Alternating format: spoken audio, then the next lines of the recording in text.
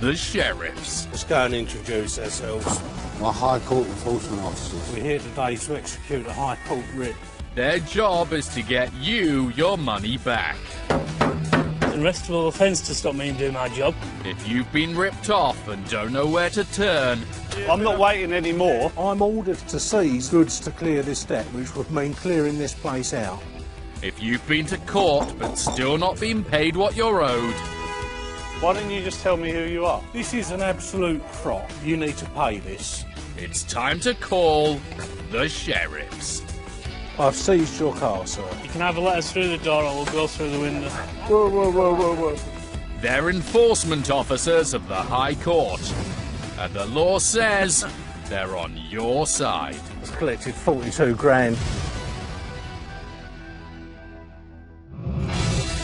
Coming up, when Charandeep Sandhu arranged to have his spectacular wedding filmed, he never dreamt it would take over 18 months to see the disappointing results. Their company is called A Dream Wedding. They need to rename that to a Nightmare Wedding because that's what they've left us with. Morning, sir. Will sheriffs Lawrence and Kev be able to get Charandeep's money from the reluctant business owner? Are you going to pay in full, sir? Right, I'll get the crowbar out of my van. Cambridgeshire garage owner Stuart Pearson sold Laura Windley a car with multiple problems. Now he's failed to give her the money back. No one here.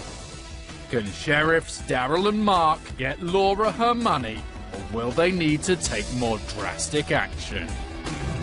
Laurie McWilliams went to court on behalf of ski instructor son Matthew. He was entitled to the money and we would do what was required to get justice. They won the case. Can the sheriffs get them the money the court says is theirs? Right, well, I'm going to call the locksmith then, sir. Effect entry into the premises and remove all the items.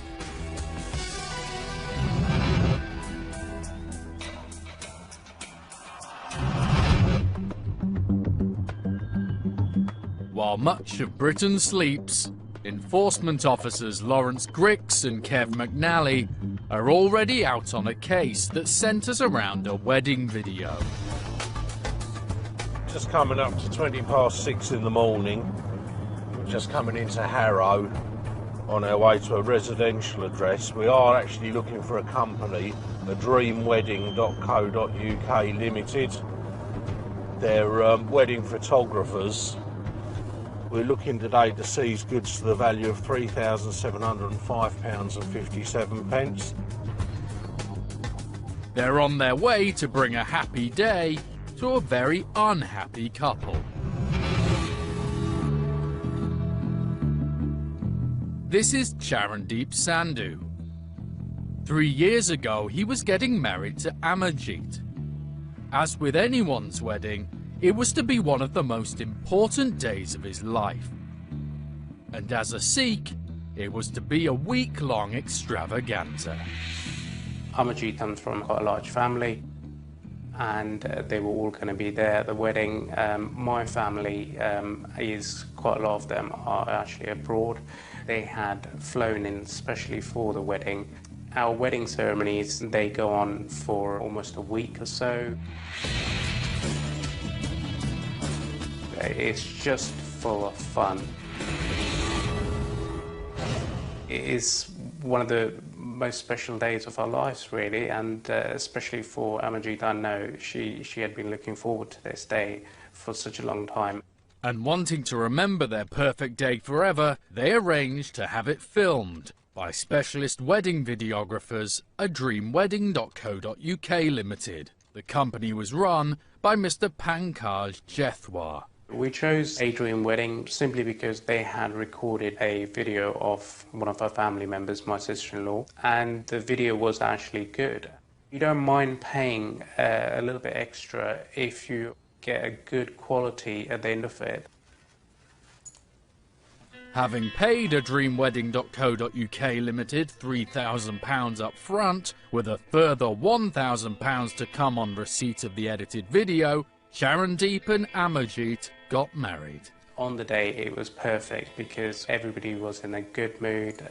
We just really had a good time, and you know, it's something that we'll obviously cherish for the rest of our lives, really. But there was no sign of their wedding video. They chased it up. For months, there was nothing. Eventually, after a full year and a half of waiting, a dreamwedding.co.uk Limited sent them the DVD of their special day.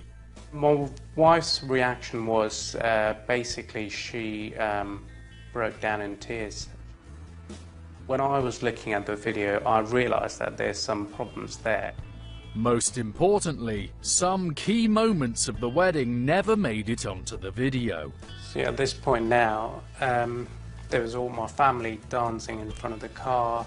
There was the drummers there, and this is the first part where the groom's family meets the bride's family officially. But disappointingly, this was one of the scenes that wasn't on the DVD. They also spotted some technical problems. When you watch it on the TV, you cannot have it on a constant volume because suddenly the sound will drop and then suddenly the sound will go up.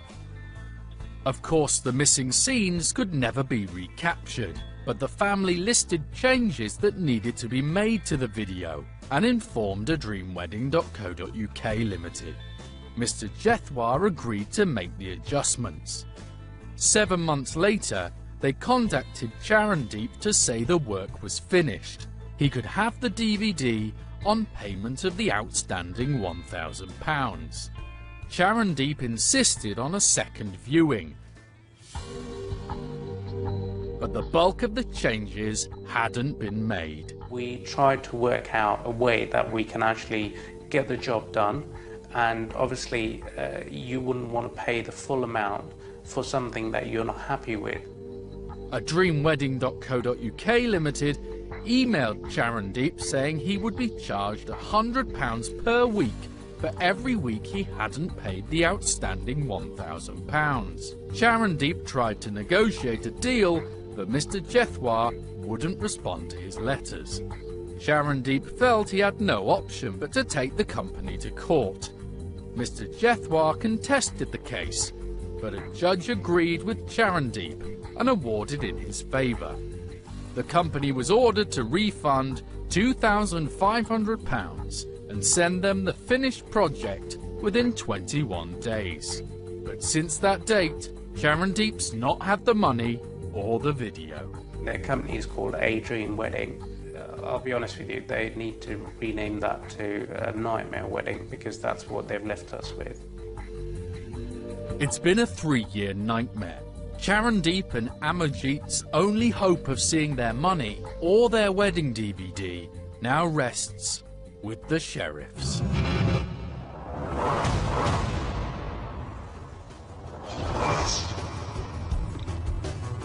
As they approach a dreamwedding.co.uk Limited, Lawrence shows his soft side. You've got to have a certain amount of sympathy for the claimant.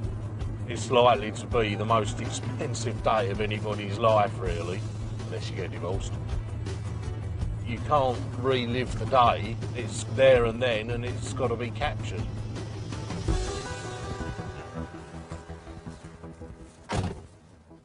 Lawrence and Kev have been told that although this is a house, it's where the video company is based, and there's a studio in the garage.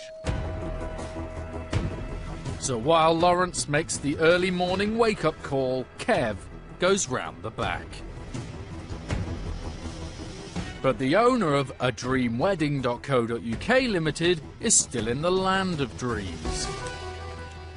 Morning, sir. Looking for a dreamwedding.co.uk Limited. Mr. Jethwar, is it? No, it's Mr. Sorry, you can't come in. Sorry?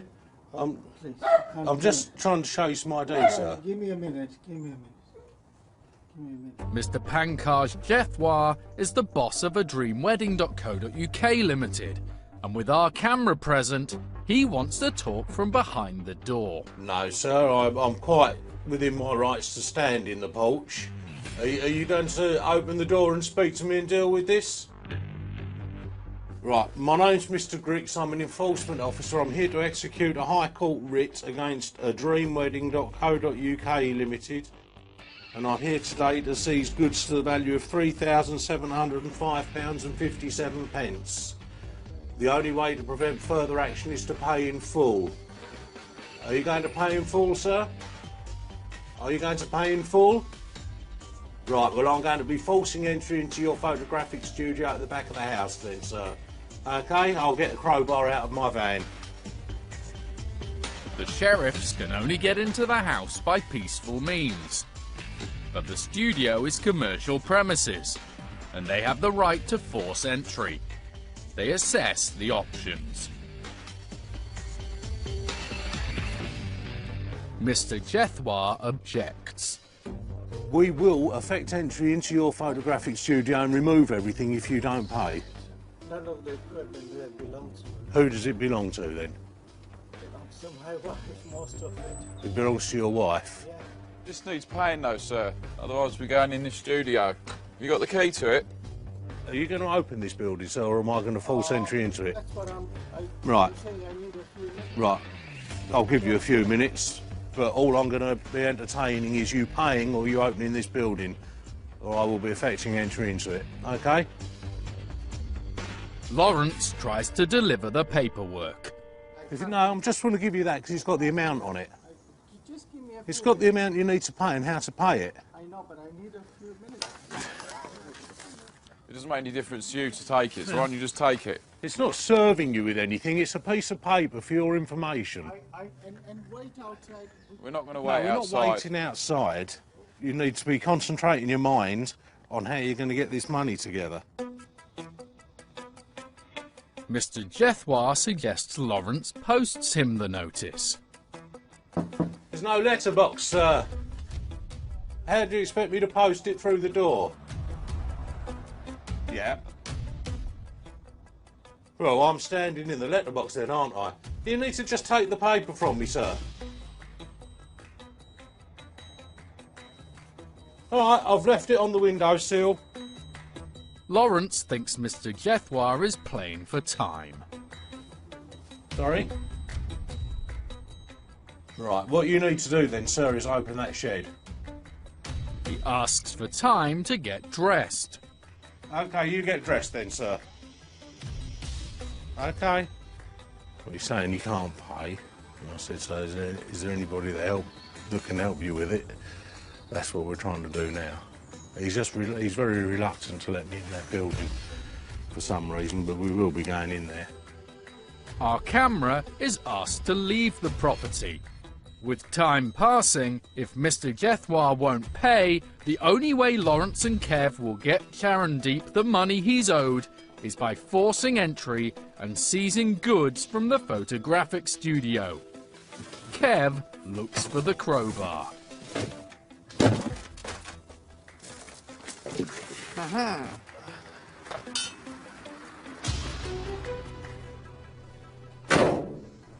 I'm dressed up. I can talk to you. Right, last chance, sir. Are you going to open it, or am I going to get it open with a crowbar? It's commercial premises. It's a limited company. It has no protection. It's a detached building. It's not attached to your residence. It can be forced entry. Are you going to open it? I'm not going to open it Right. until... Wait a minute. Don't be... Are you going to open that building? Yes. Right, go and do it then. Not now. Right, Until... I'll rephrase my question. Are you going to open it now? No. Right, then we're going to force entry into it. Mr. Jethwar continues to argue about opening the studio. Lawrence has had enough. Go on, Kev, just do it, mate. With the studio crowbarred open, Mr. Jethwar lets the camera back in. Told you what I was going to do. We're ordered here to seize goods to clear this debt. There's plenty to seize, including several computers and some video equipment. So make yourselves comfortable. I guess that's all I can say is show you a bit of hospitality. But despite appearances, The forced entry seems to have had an effect. Inside the house, the owner's son has paid the debt by bank transfer. So you can just sign there and print there. Mr. Jethwa has a parting shot. I'm gonna let every videographer know not to do business with these guys. You know. Charandeep and Amarjeet's family is unlikely to do business with adreamwedding.co.uk Limited again. But now, thanks to the sheriffs, they have the money they were owed by the company, who took over 3 years and still failed to deliver a satisfactory video. Obviously us forcing entry and getting our hands on it actually forced them to make the payment. After we filmed, Mr. Jethwa asked to put his side of the story. He explained the scene Charandeep said was missing was because the cameraman stayed filming the groom rather than filming the procession. There was also a complaint about sound quality. The piece of distortion in the sound could be removed. If you remove it and just leave the rest of the dancing, it would be fine. I'm really angry, really upset about this because they never communicated with me. They never wrote to me. There is absolutely no document that I have received from them saying, Pankaj, we're unhappy, a dream wedding, can you sort this out? If they had complained at that stage, we would have addressed to it immediately.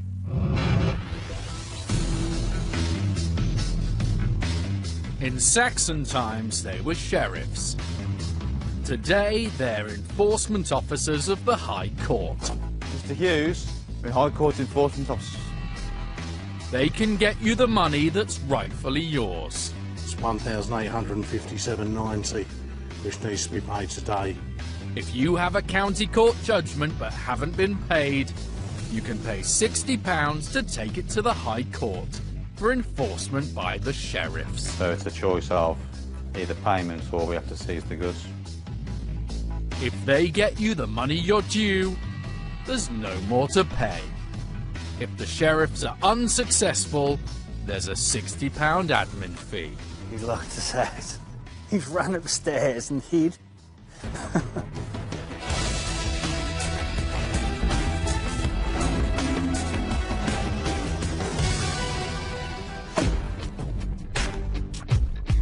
Even when the sheriffs successfully enforce a writ and the defendant pays up, it's not always the end of the story. This morning, enforcement officers Lawrence and Kev are in the van heading for a familiar location. We're heading towards St Albans now. It's just coming up at 10:30 in the morning. We're going to Mediterranean Leisure. Last year, Lawrence visited the company offices on behalf of Matthew McWilliams. Matthew had been a ski instructor for an associated company, Snow Coach. It was his dream job.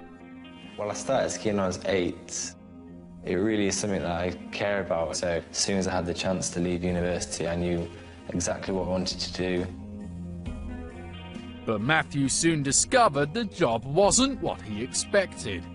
He was having to deal with complaints from unhappy customers. Lots of them. All the problems were being put on me, and I felt as if I was having to come in with excuses for a company that I'd only been working for a week. As the season unfolded, it got worse. Back home, Matthew's dad, Lawrence, realised things were going badly wrong. He was very concerned. He wished he was not in this situation, and he felt an awful lot of stress. After 3 difficult and unhappy months, Matthew felt he had no option but to leave the company. He handed in his notice, which he worked out, and came back to the UK. But Mediterranean Leisure hadn't paid him his final wages, and despite many reassurances, they still weren't paid. With Dad Lawrence's help, Matthew took the company to an employment tribunal. It may have been a bad experience, but I worked my notice, I did everything I needed to do, so I knew that they owed me that money. There was no way out of it, really.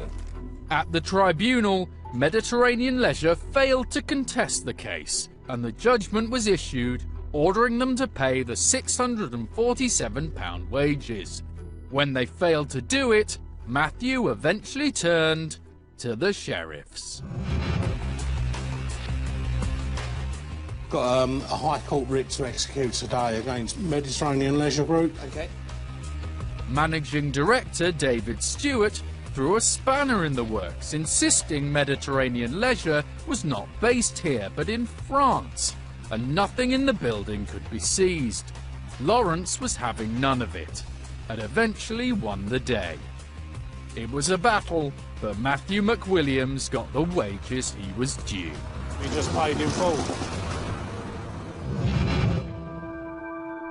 Matthew's dad, Lawrence McWilliams, got the good news that the money was in the sheriff's account. We received notice that payment had been received in full towards the end of last year, and we were obviously delighted and relieved that the matter was concluded. But the McWilliams' delight was short-lived. We received a formal notification from the High Court that an interpleader claim had been received. The payment was being disputed. The money was still in the sheriff's holding account and would stay there until this new legal action was complete. David Stewart of Mediterranean Leisure claimed that the payment made to Lawrence was invalid because he had paid on a credit card belonging to one of his other companies, Mountain Lodge Hotels Limited, that had nothing to do with Matthew's employment. The McWilliamses would have to appear at the High Court, and if they lost, might have to pay costs. There are times, particularly lying in bed at night, where we both thought, are we doing the right thing? Should we just give up here? We kept coming back to the same conclusion. He was entitled to the money, he should have been paid it, and that we would do what was required to get justice. At the hearing before a master of the High Court, Mr. Stewart was unable to show that the payment was invalid. Once again, Mr. Stewart would have to pay. We were both delighted. It drew a line under what was a really problematic period for Matthew, and it was just pure relief to see it satisfactorily concluded.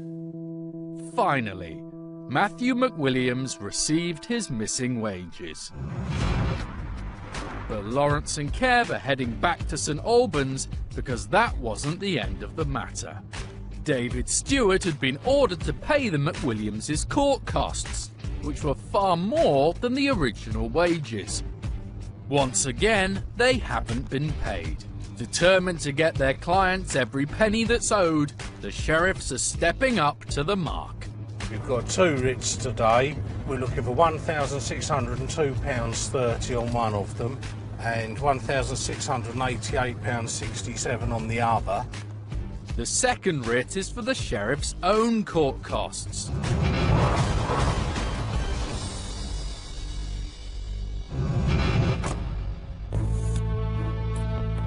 Parked up in St Albans, the signs don't look promising. No, it doesn't look too good when you pull up and there's signs saying offices for sale.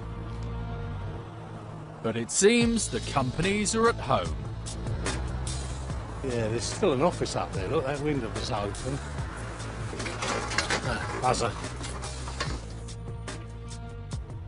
Hello there, I'm looking for Mountain Lodge Hotels or Cantabrica Air Brokers. The woman says that there's no one there from those companies. Look, my name's Mr. Griggs, I'm an enforcement officer.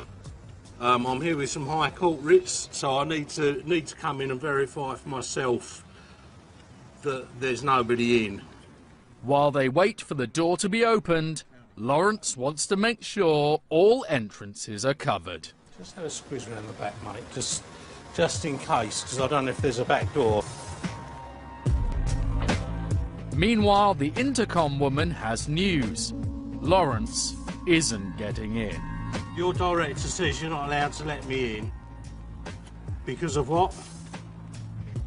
Lawrence is convinced he's found the place the companies on the writ are trading from, and that means he will be going in. I have met Mr. Stewart before. He's got 5 minutes to call me before I call locksmiths. Okay, thank you. There's a back door, but it's padlocked from the outside, so it's not used. There's 3 motors down there, nothing any good. The director says she's not allowed to let me in because it's a different company. Who's your director? Mr. Stewart, the director of our companies. With Lawrence's ultimatum about to run out, he gets a call. Hello, Mr. Griggs speaking. Ah, Mr. Stewart, yeah, it's Mr. Griggs, the enforcement officer. But Mr. Stewart doesn't want to let Lawrence in. Right, well, I'm going to call the locksmith then, sir. Effect entry into the premises and remove all the items. Okay then, sir, you do that. He's calling the police. See if Andy's around. Yeah, give him a buzz, mate, and see if he's around. It looks like the sheriffs will have to use their power to force entry to a commercial premises. Kev calls one of the lock companies they regularly use. Mr. Stewart is going to be footing the bill. Yeah, he's on his way. Sat-nav's giving him 50 minutes. So. Lovely jubbly. Well, might as well sit in the van and have a coffee then. I reckon.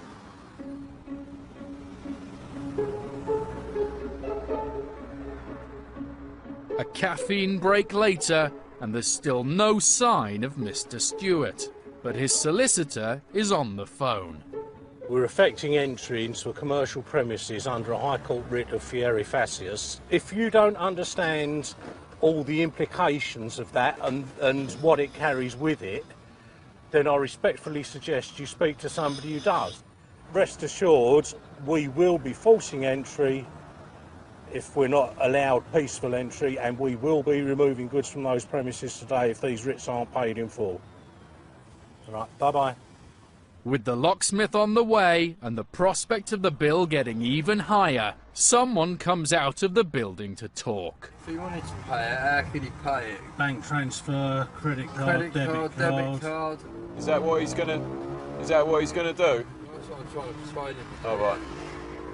At the moment, worst case scenario is going to be 3495.97.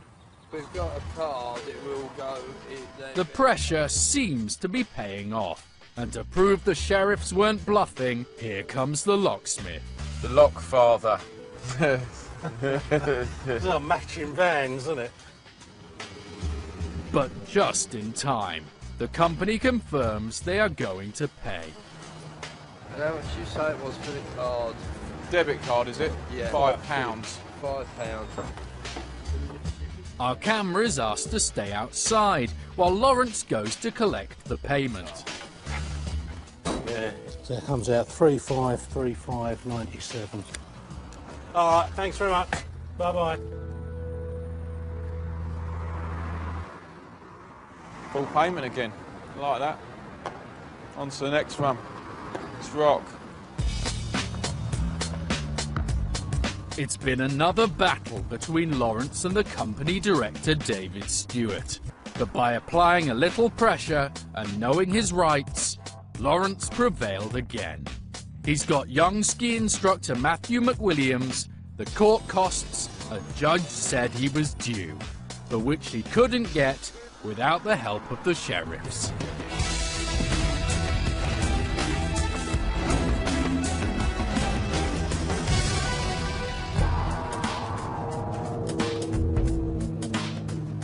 Enforcement officers Craig Wilde and Tom Coyle are heading into Kidderminster on a job that makes Tom feel rather grey. Company 9 is the memorials. It's doom and gloom.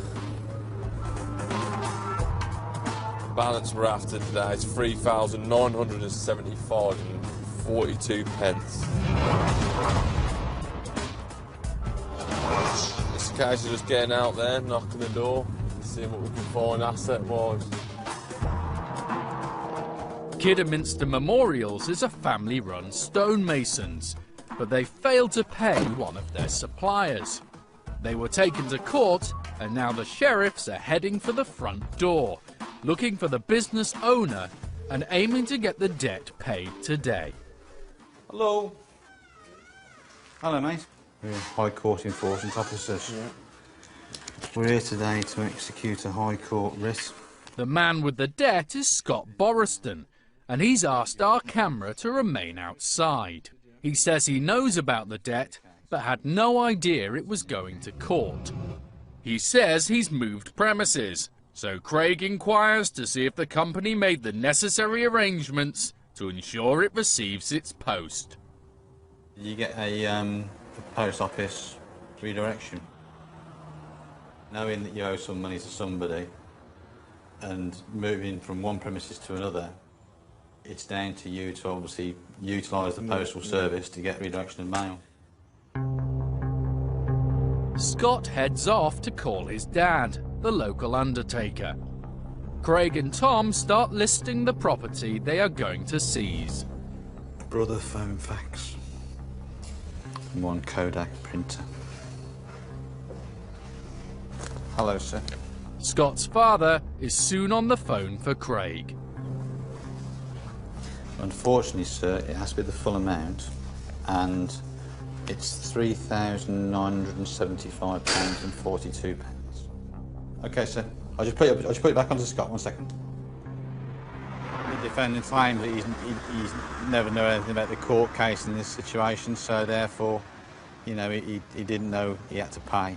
He was aware that he owed the money, and we've obviously made that quite clear under the terms of the court order today that it needs to be resolved by way of payment.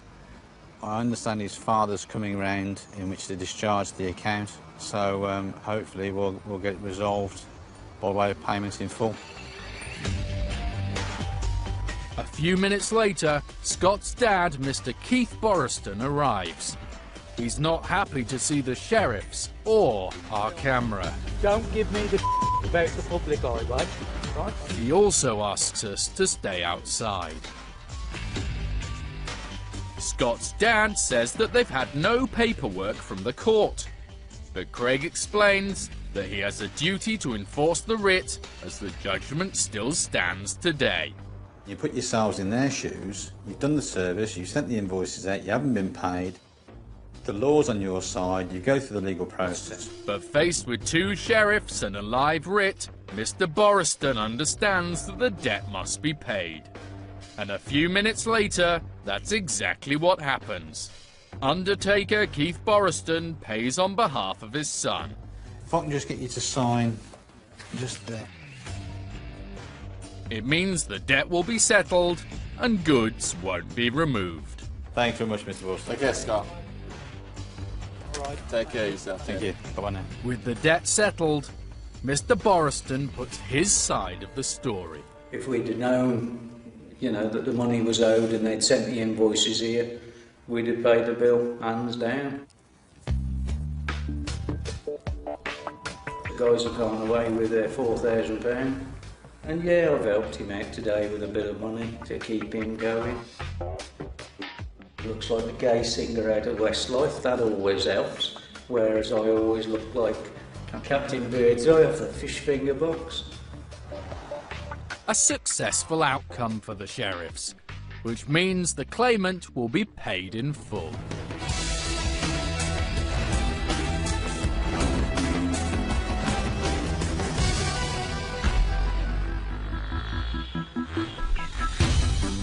It's another early start for enforcement officers Lawrence and Kev. Today they're in Cambridgeshire to help a car owner get £6,000 from garage owner Stuart Pearson, who trades as Arrington Motors. The lady bought a vehicle from Mr. Pearson, and he spent most of the first month back with him being repaired. She returned it and asked for a full refund, which he agreed to, but then he hasn't paid. Stuart Pearson didn't contest the case, and the judgment ordered that Laura Windley should receive her money. But she wasn't paid, so she's got the sheriffs in.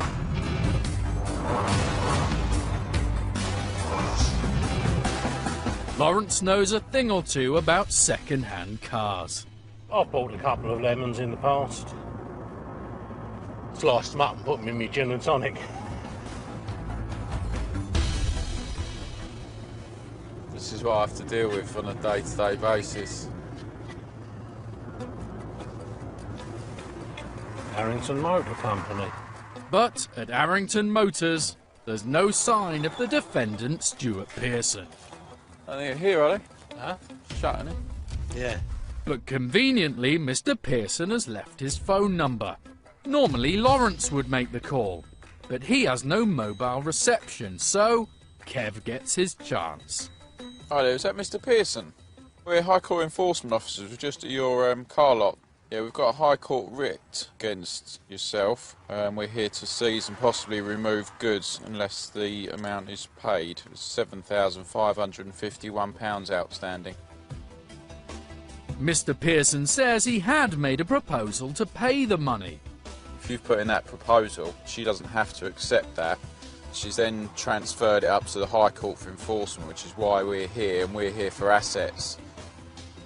And the only way to stop that, to prevent us from seizing and removing assets, is by payment in full.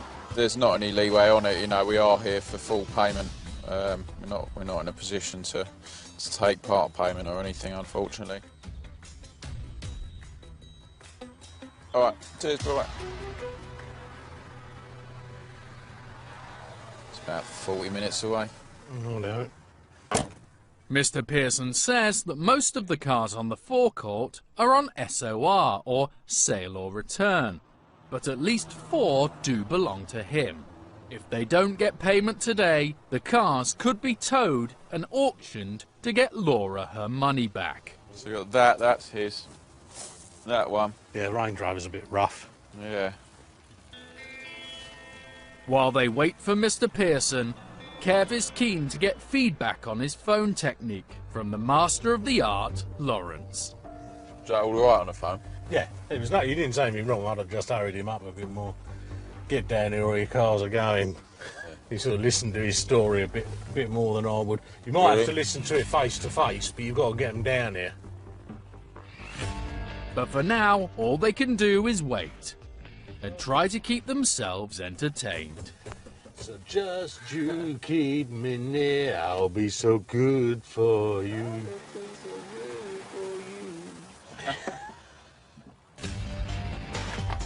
But their singing in the rain is brought to a halt by the arrival of the garage owner. Mr. Pearson, is it? I'll show you some ID. We're asked to stay outside. Since Kev's phone call, it seems Mr. Pearson has been arranging to get the money. So you say you've got the money?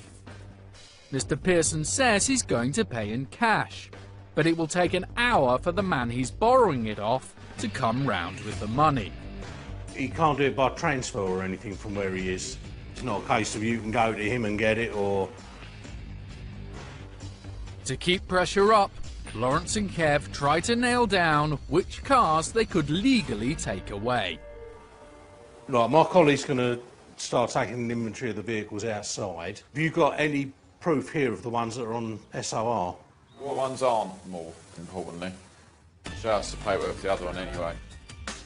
As Mr. Pearson identifies the vehicles not on sale or return, You've got the Peugeot and a BM here. it seems his friend with the cash is going to take longer than expected. Mr. Pearson's been okay with us, but I've obviously explained to him that we're not going to go anywhere until it is paid. So it's now just a case of waiting for a phone call from his friends. But it's not going to happen anytime soon. The friend is delayed and the money won't be here until more like 6 p.m. Lawrence has had enough for today. There are 7 cars belonging to Mr. Pearson with enough value to clear the debt. He takes walking possession of the 7 cars. They'll stay here, but no longer belong to Mr. Pearson. who has until the next day to pay or risk losing the cars permanently. So I'll give you till midday tomorrow, and then you won't see us again. Cheers. Basically, it's a case of trust. I trust him. I've given him till noon tomorrow to pay in £6,000 and then the balance just after the weekend. And I've no doubt he will do that. If I had any doubts, I wouldn't have made the arrangement. Famous last words, possibly, but we usually get it right. We're fairly good at judging people by now. We'll see later if Lawrence's trust in Stuart Pearson is repaid.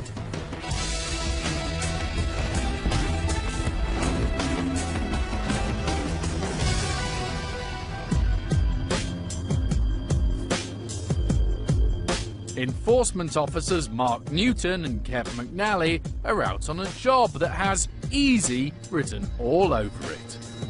Okay, we are in Harrow looking for Easy Electrics Limited. They've got a debt outstanding of £5,245. Easy Electrics is anything but easy to find. 138. There, light and water. 142 to 144, is that light and water? That ain't what we've got, is it? That's not what we've got. Electric City.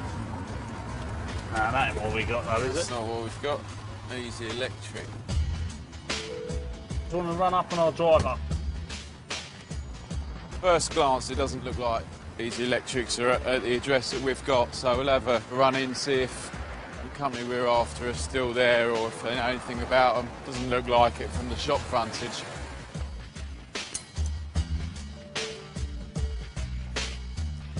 Looking for Easy Electrics Limited. Oh, you're Easy Electrics Limited? Okay. I'm a High Court Enforcement Officer. Got a High Court writ to execute against Easy Electrics Limited. You've got this amount outstanding. We're here to execute this. We're here to seize goods unless the debt's paid in full. £5,000. Finding Easy Electrics turned out to be easy after all. But what about getting them to pay? If the company decides not to pay, Kev has already seen a lot of high-value kitchen appliances he could seize. Kev's found someone who can help, but he seems surprised at the size of the debt. But we didn't owe this much. Obviously now it's been transferred up to the High Court, so you've incurred costs. We didn't receive any documentation. For the transfer up to the High Court, you wouldn't have received any paperwork. Our camera is asked to leave. The Easy Electrics manager insists the debt was less than £5,000 and that they have already paid off some of it in instalments. How long have you been paying them instalments over? You were paying him up till June. The guy has paid the claimant some of the money. It's about £1,800 that he's paid him direct prior to it going to court, so this should be taken off the judgment, which our office has just run the claimant and he's agreed that, yeah, this money has been paid. The figure now, it's like £3,388 that he owes. With the debt revised down, the company agrees to pay, but they're having difficulty paying right now. It's not us being difficult, we haven't got a choice in the matter. It's not for us to change, decide or dispute. The company is asking the sheriffs to come back tomorrow. I understand and I'm listening, but the answer's no. Can't do it, there's no one to speak to. We're the officers in charge of this. As is so often the case, the sheriff's power to seize and then sell goods is what proves persuasive in the end. It was a bit of a battle to get it. He kept asking us to come back tomorrow morning, but yeah, we got the payment in the end. So we got £1,200 in cash. I think it was roughly £1,200 on a card payment, and then the balance of about £900 was done via bank transfer. Full payment, job done, everything all paid.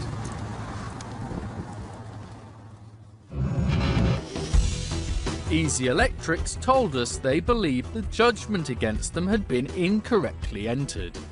They said they've applied to have it set aside and that their application was due to be heard soon.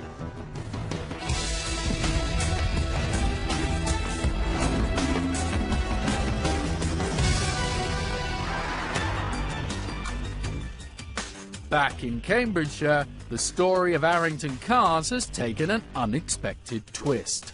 When the sheriffs were last here, it took owner Stuart Pearson hours, and he still didn't raise the £6,000 they were seeking on behalf of Laura Windley, who had been sold a car with many faults. Lawrence decided to give Mr. Pearson another chance. Basically, it's a case of trust. I trust him. I've given him till noon tomorrow to pay in £6,000 and then the balance. But Lawrence's faith in Mr. Pearson was misjudged. Neither the £6,000 nor the balance was paid, and now enforcement officers Daryl Oraton and Mark Povey are hoping to finish the job. Got a list of vehicles that were seized on the first attendance, and we'll be removing those. He's had plenty of opportunity to pay, you know, in 2 weeks really, and he hasn't paid a penny. As Daryl and Mark arrive at Arrington Motors, there's no sign of Mr. Pearson. No one there. Daryl calls Mr. Pearson's mobile. He's international, isn't it? He's on holiday. The only way Daryl will get money today is to tow away Mr. Pearson's cars and have them auctioned. When Lawrence and Kev were here, they seized 7 cars. Silver BM. And these are the ones Daryl and Mark will take. But first, they have to find them. We've got the Ford KA's there. There's no red Range Rover, is there? That's the Kia, that's there. That's the Renault Scenic. So we've got 1, 2, got 3. Several cars now owned by the court aren't there. And it just looks like we got 4 missing. The original claim was for about £6,000, but because Mr. Pearson kept the sheriffs waiting all day last time, and they've had to visit a second time, costs are mounting up, and the claim is now at £8,800. The plan is now, obviously we've tried to get hold of him, he's not here. We'd seized 7 cars previous, there's 3 of them still here, so we're going to have those 3 removed. And they're organising a removal truck, or 2, or 3. Oh well, might as well get comfy. Getting the tow trucks to Royston is going to take some time, but as enforcement officers, Daryl and Mark are experts at waiting. Time to get out the packed lunch. Cheese and Branston.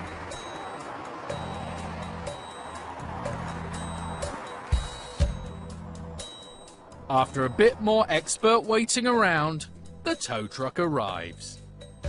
But there's a problem. With no one from Arrington Motors on site, there are no keys or documents available for any of the cars. This makes them less valuable at auction.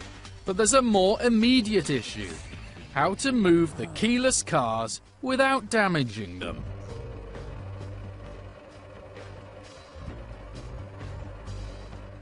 The recovery man makes short work of the KA. Not to be outdone, Daryl tries the boot of the Renault. Ta-da! But Daryl isn't having any luck with the Kia. I ain't got the magic on this one. At last, the end is in sight. The first 2 cars are being towed, and the problem of the locked Kia will be sorted out by the recovery firm. He's going to take these to the storage place now so we can go to our next job. The cars will be stored, and then if Mr. Pearson has not settled the debt, auctioned. Either way, Daryl reckons the absent garage owner will get an unwelcome surprise when he returns to the UK. I imagine when he first pulls on the forecourt, he probably think they've been stolen. He may be back before they're actually sold, and he may be able to get the money paid. Obviously, he's going to have third-party costs on top of that now. His bill's just getting bigger and bigger. But as Daryl feared, the cars weren't worth enough to pay Laura Windley all the money she's due.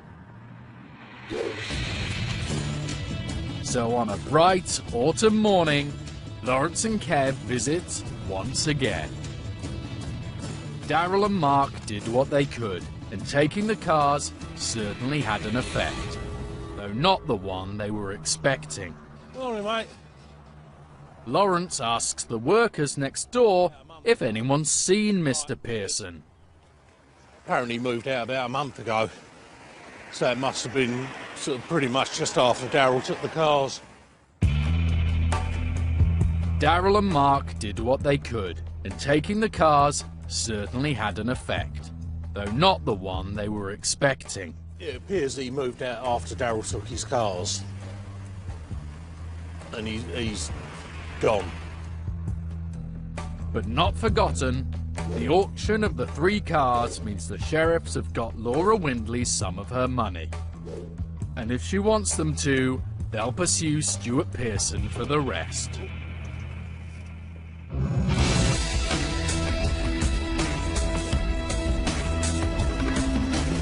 Tonight, meet the little wildlife heroes living in a big animal world. Super close up in the Hidden Kingdoms, brand new at 8 o'clock. Coming up on BBC One, emotions run high as air crash survivors meet those who saved them.